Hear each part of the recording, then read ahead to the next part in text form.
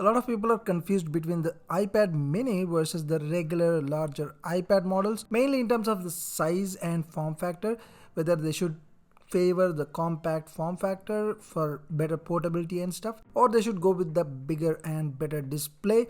So let's find out exactly that, the size differences. And guys, this entire video is shot on the S22 Ultra that I recently got, and this is pretty much unedited video, no color grading and stuff. So let's get to the video. So starting with the size comparison, the specs don't really give you the real idea in terms of inches and stuff. So you can see here how small the iPad mini is over the regular iPad.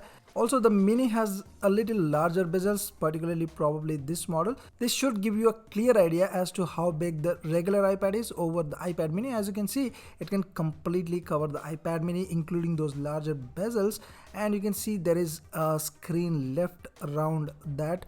So the regular iPad is much larger compared to the iPad mini screen. Now let's talk about both pros and cons of each display size. So the one thing that I like about the mini is that you can easily put this in your jeans pocket and carry around.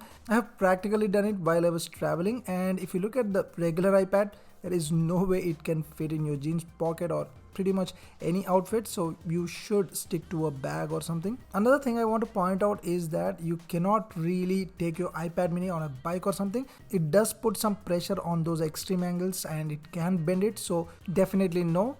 Also, what I like about the mini is that it is very good for gaming, as the fingers are easily reachable around the screen. So yes, playing on iPad mini is going to be really good fun. The same cannot be said about the regular iPad, as reaching those fingers around the screen is very difficult. If you keep these two things aside, then the regular iPad makes a lot more sense. So let's talk about the first reason, that is definitely consuming content on the larger display. If you are someone who is going to use the iPad for watching movies and stuff, then clearly the regular iPad is going to be a lot better. As you can see, it is more immersive on the regular iPad compared to the iPad mini, which seems to be a little small and cramped. So definitely the regular iPad is the winner here. Again, I'm not talking about the display quality or the specs, etc. I'm just sticking to the size comparison. So let's move on. So another thing is the multitasking. This is something that students do a lot. They watch videos, they take notes and stuff like that. So here again, the regular iPad excels, as the screen real estate is more here, so you can play around and do a lot more compared to the cramped iPad mini screen. Another important thing is handling the iPads on a daily basis.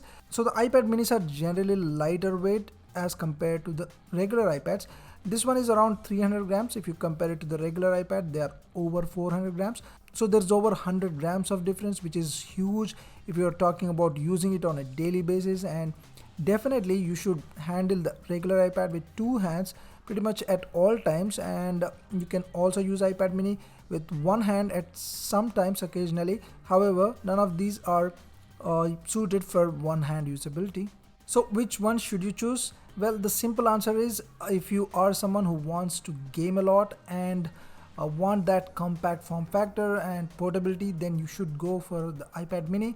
If gaming is not a big deal for you, then you should definitely consider getting the regular iPad, as it is better in pretty much all the other aspects. So I hope this video helped you guys, and also comment down below the video quality that I shot on the S22 Ultra. And that's been it for this video, guys. Do not forget to like and subscribe. Thanks for watching. I'll see you soon.